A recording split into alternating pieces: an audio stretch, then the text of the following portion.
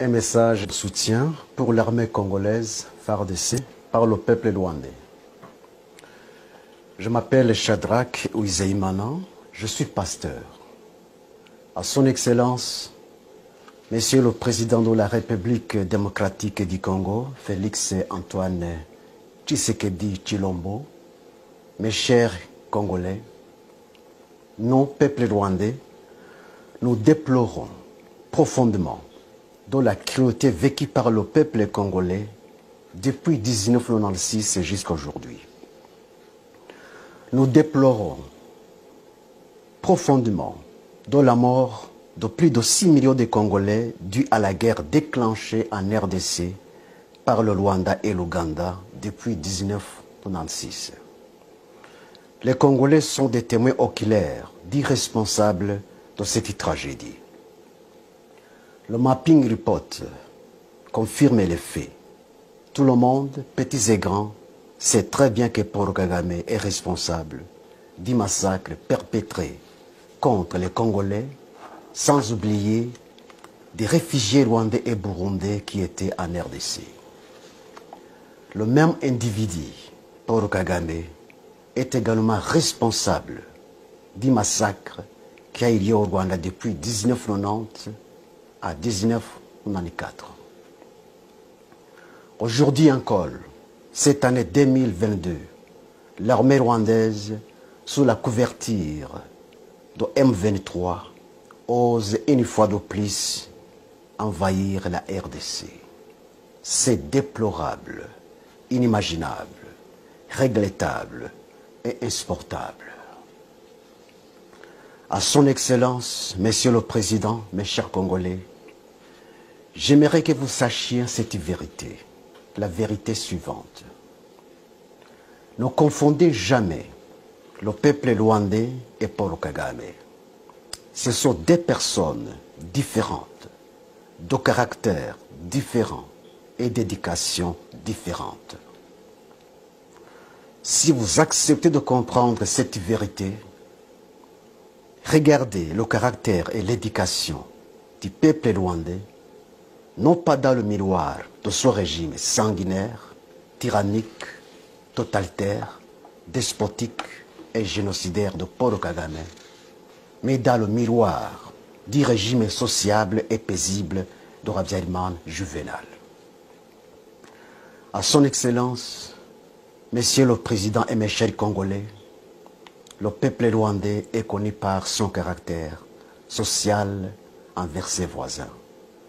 Par contre, Paul Kagame n'a pas ce caractère.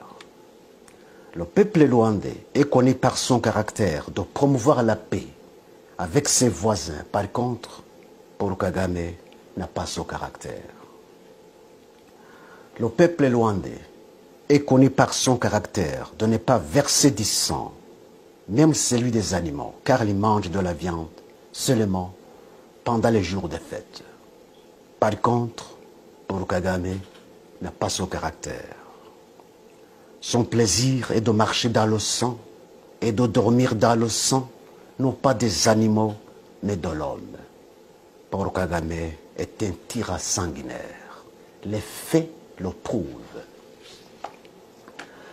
Le peuple rwandais est connu par son caractère d'aversion pour la guerre et tout conflit. Paul Kagame n'a pas ce caractère. C'est un homme belliqueux. Mes chers Congolais, Paul Kagame est un mercenaire parmi les Rwandais. Tout ce qu'il fait, il ne le fait pas pour l'intérêt de la nation rwandaise, mais pour son propre intérêt. Les Rwandais qui sont aujourd'hui dans le pays ont été pris en otage. Ils sont dans une prison à ciel ouvert. Ils n'ont ni le droit de parler, ni le droit de penser, ni le droit de faire quoi que ce soit pour son bien-être d'aujourd'hui et de demain. Le peuple rwandais est un peuple malheureux, un peuple sans défense et sans protection, sauf Dieu seul. Ne commettez pas donc une erreur de confondre le peuple rwandais et Paul Kagame. Un homme de cœur durci qui donne au peuple rwandais une mauvaise étiquette parmi les Congolais, les Tanzaniens et toutes les nations de la terre. Ne commettez pas non plus une erreur de confondre les Tutsis et Paul Kagame. Paul Kagame est un mystérieux parmi les Rwandais. Ce qui dégage l'hypothèse selon laquelle Paul Kagame serait un démon sous la chair humaine, en considérant ses actes démoniaques, ils ont raison de le dire. Cette même hypothèse a été avancée par les Juifs sur Hitler. Si Paul Kagame est au pouvoir aujourd'hui à Kigali, il n'y est pas parce qu'il a été élu démocratiquement, mais par l'usurpation du pouvoir. Lorsque nous disons, nous, peuple rwandais, nous soutenons fortement l'armée congolaise FARDC dans cette lutte louable qu'elle est en train de mener contre l'armée rwandaise sous couverture de M23, vous devez saisir nos propos, non pas comme ironie, mais pour la vérité, rien que la vérité. Le peuple rwandais n'a pas donné à Kagame un mandat d'agresser la RDC sous la couverture de M23. Il a fait et il fait cet acte ignoble par ses propres mérites, non pas par les mérites des Rwandais. Nous, peuple rwandais, nous dénonçons et condamnons énergiquement l'invasion de l'armée rwandaise sous la couverture de M23, sous l'ordre de Paul Kagame, non pas sous l'autorisation de la nation rwandaise. Nous, peuple rwandais, nous demandons à Paul Kagame de démissionner, car ces actes de barbarie contre la RDC, depuis 1996 jusqu'à aujourd'hui, est une honte pour la nation rwandaise. Personne ne doute l'invasion de la RDC par l'armée rwandaise sous la couverture de M23. Personne, sauf les alliés de Paul Kagame pour leurs intérêts personnels. À son Excellence, Monsieur le Président et mes chers Congolais, trop c'est trop. Paul Kagame a dépassé les limites de ses actes de sabotage. Aujourd'hui, à son Excellence, Monsieur le Président et mes chers Congolais, vous devez donner une leçon irréversible à Paul Kagame et son régime despotique pour ne plus envahir la RDC une fois de plus. L'armée congolaise mérite un soutien total de tous les Congolais, de tous les Rwandais et du monde entier en fait d'éradiquer les racines productives et du mal, non seulement pour les Congolais, mais aussi pour les pays des Grands Lacs. Aujourd'hui, c'est une occasion opportune que Dieu offre aux Congolais pour sécuriser pour toujours non seulement le Congo, mais aussi les pays des Grands Lacs qui sont déstabilisés par Paul Kagame et Museveni depuis 1990 jusqu'à aujourd'hui. Paul Kagame, un homme qui s'est fait Dieu en Afrique. J'ai attendu ces fanatiques l'appeler l'homme fort de l'Afrique. Et c'est vrai? Pas du tout. Ce n'est pas l'homme fort de l'Afrique, mais l'homme du mal de l'Afrique. La parole de Dieu dit, je cite, « L'orgueil précède la chute ». Aujourd'hui, c'est la chute de Paul Kagame avec son régime despotique. À son Excellence, Monsieur le Président et mes chers Congolais, aujourd'hui, Dieu vous offre l'occasion, la plus belle occasion de sécuriser votre pays. C'est à vous de l'exploiter et de la profiter. Une occasion perdue ne revient pas. Il faut aller jusqu'à la source du mal et éradiquer le mal et établir le bien. Levez-vous comme un seul homme et débarrassez-vous de l'armée rwandaise sous la couverture de M23 qui est sur le sol de la RDC. La souveraineté d'un pays est inviolable. À son Excellence, Monsieur le Président, mes chers Congolais, cessez de marcher comme une tortue en défendant la souveraineté de votre pays alors que vous êtes en temps de guerre. Par contre, courez plus qu'un cheval, volez plus qu'un faucon pèlerin car le Congo a été agressé et envahi par l'ennemi terroriste qui a rejeté des résolutions pacifiques pour un conflit non fondé. Mes chers Congolais, Dieu est avec vous, mais il est contre votre ennemi. Mes chers Congolais, gardez-vous de tomber dans le piège de votre ennemi. Gardez-vous de tout conflit d'ordre civil. Tomber dans ce piège, c'est perdre la bataille. Que l'histoire du passé des Rwandais vous apprenne tous les plans et toutes les stratégies de Paul Kagame qui consistent à faire basculer un pays dans le chaos en fait de justifier son intervention et ses actes destructifs. La provocation du génocide, c'est l'arme la plus chérie de Paul Kagame. C'est ce qu'il a fait au Rwanda, en fait de justifier l'éternisation du pouvoir seulement et uniquement des Tutsis, en faisant considérer les Hutus comme les agents du diable. N'acceptez pas donc d'appliquer cette formule démoniaque de Paul Kagame. Si j'ai parlé d'une vérité, ma première vérité, je vais vous donner une deuxième. À son Excellence, Monsieur le Président Félix-Antoine Tshisekedi Tshilombo, mes chers Congolais, le président Habyarimana Juvenal avait tout donné à Paul Kagame et son équipe. Toutes les exigences avancées par Paul Kagame et son équipe lors du partage du pouvoir à Arusha avaient été acceptées par le président Habyarimana Juvenal. Il est allé même jusqu'à laisser la pénétration des milices de FPR Montagny dans la capitale de Kigali alors qu'on était en tas de guerre. Tous les accords d'Arusha terminés, la nouvelle constitution élaborée sur base des accords d'Arusha terminée, alors que Paul Kagame et son équipe n'avaient aucune autre exigence à poser, subitement, l'avion du président Habyarimana Juvenal fut abattu sous l'ordre de Paul Kagame. 2 chefs d'État et leurs compagnons ont été assassinés. Jusqu'aujourd'hui, ils sont morts comme des souris. Aucune suite. On ne parlait que du non-lieu. C'est honteux.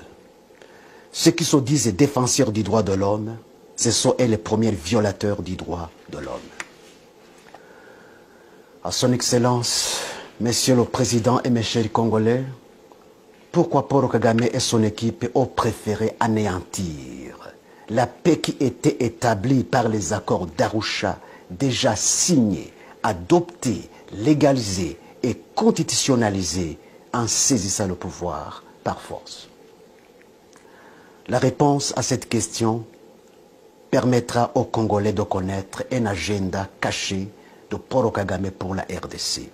Ma deuxième vérité se trouve dans la réponse à cette question. À son Excellence, Monsieur le Président et mes chers Congolais, pourquoi Paul Kagame abrite et protège les putschistes Tutsis burundais qui allaient renverser Pierre Nkurunziza en réinstaurant une fois de plus le régime homogène des Tutsis au Burundi, comme il en est le cas au Rwanda? Ma deuxième vérité se trouve dans la réponse à cette question. À son Excellence, Monsieur le Président et mes chers Congolais, l'argument avancé par le M23 soutenu par Paul Kagame est que les rwandophones congolais sont marginalisés.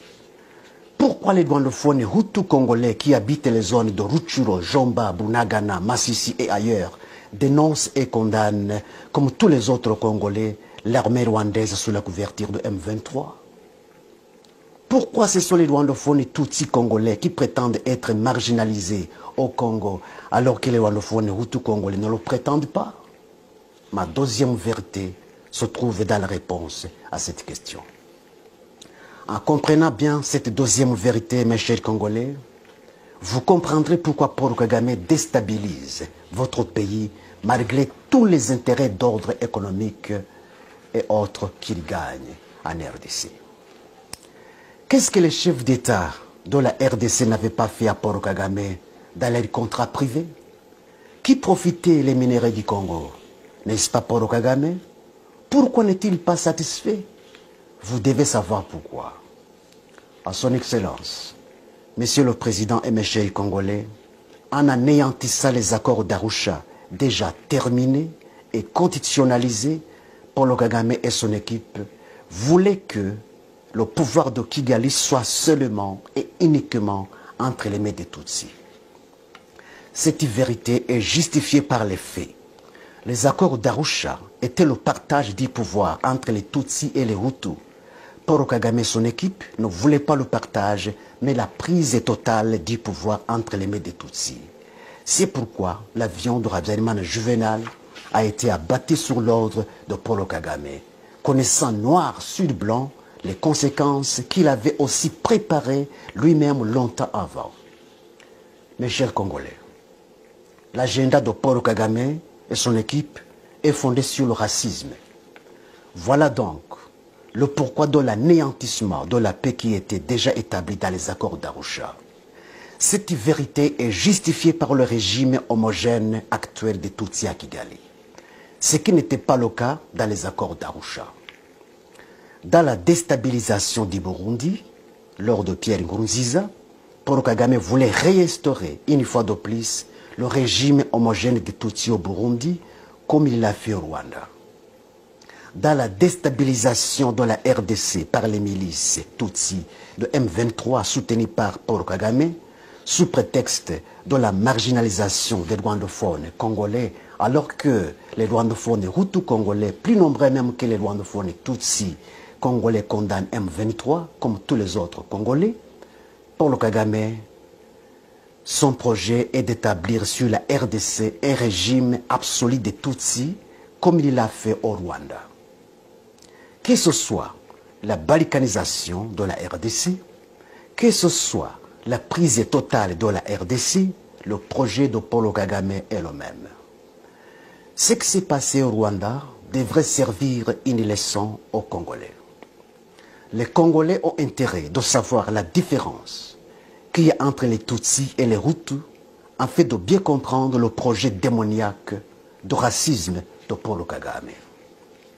Mes chers Congolais, les Tutsis sont de la famille des Nilotiques, comme les Éthiopiens, les Somaliens, les Soudaniens, les Maasai, les Hima et autres. Tandis que les Hutus sont de la famille du peuple bantou, comme les Congolais, les Zimbabwéens, les Zambiens, les Namibiens, les Tanzaniens et autres. Le projet de Paul Kagame est d'établir un empire des Nilotiques dans les pays des Grands Lacs. Le président Museveni d'Ouganda est aussi de la famille des Nilotiques. C'est pourquoi il collabore en commun accord avec Paul Kagame dans l'établissement d'un empire des Nilotiques dans les pays des Grands Lacs. Ils ont réussi le projet en Ouganda. Ils ont réussi le projet au Rwanda. Maintenant, ils luttent franchement pour l'exécuter en RDC, au Burundi, en Tanzanie, pourquoi pas au-delà. À son Excellence, Monsieur le Président, mes chers Congolais, prenez tous les mécanismes possibles pour empêcher toute menace ou génocide qui peuvent être perpétrés contre les Rwandophones et Tutsis qui sont au Congo, car c'est ça le plan de Paul Kagame. S'il base d'une terre barbarie, il est prêt de justifier son envahissement officiel dans votre pays. Tous les Congolais doivent être vigilants pour ne pas tomber dans ce piège. Je sais, par sa ruse, Paul Kagame peut utiliser ces instruments pour préparer un génocide sur le sol de la RDC et l'exécuter comme il l'a fait au Rwanda. Ainsi donc, toute personne qui sera animée d'un esprit de menacer ou commettre un meurtre contre les Rwandophones et Tutsis, vous devez l'arrêter et la traduire en justice. Ne tombez pas dans le piège, je vous en prie. Nous, peuple rwandais, qui luttons pour la paix des pays des Grands Lacs, nous soutenons l'armée congolaise, FARDC. Nous soutenons tous les Congolais qui luttent pour la paix de leur pays, armée congolaise, FARDC. Et la bravoure et la détermination, Dieu est avec vous et pour vous, mais il est contre votre ennemi. La victoire des Congolais proviendra des autorités qui ne s'achètent pas et ne se vendent pas, même si cela leur coûterait la vie à l'instar de Désiré Kabila. La victoire des Congolais proviendra de l'écartement des infiltrés et complices qui travaillent non pas pour les Congolais, mais pour l'ennemi. Vive l'armée congolaise, FARDC, vive les Congolais, vive les Rwandais. À Dieu seul la puissance, la gloire et la réponse des Congolais et des Rwandais, aujourd'hui et à jamais. Amen. Cette voix est la voix du peuple rwandais. Je donne autorisation à tout le monde, spécialement aux Congolais, de télécharger cette vidéo et de l'utiliser sur leur chaîne. Je vous remercie.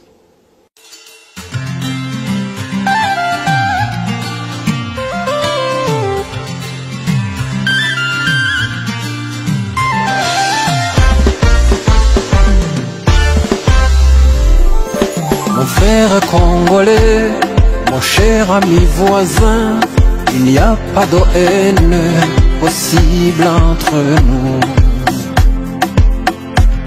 Pensons profondément à ce qui nous unit avant d'être emportés par ce qui nous divise. Au-delà de nos différences, nous sommes des frères de sang. Au-delà de nos différences, nous sommes des êtres humains. Venez tous les Rwandais, venez tous les Congolais, pays de l'Afrique, pays de l'Amérique, l'Europe et l'Asie. Venez tous nous joindre, mettons-nous ensemble pour chanter la paix. Mettons-nous ensemble pour chanter la paix. La paix que Dieu nous demande, la paix, le souffle du monde.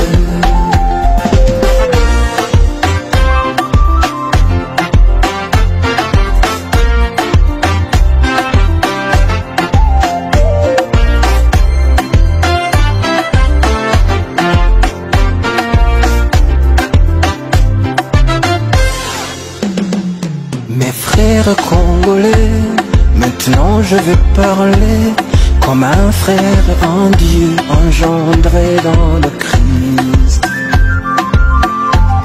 Avant de s'affronter, on peut se rencontrer et parler de la foi qui apprend à aimer. Au-delà de nos différences, nous sommes des frères de foi. Au-delà de nos différences,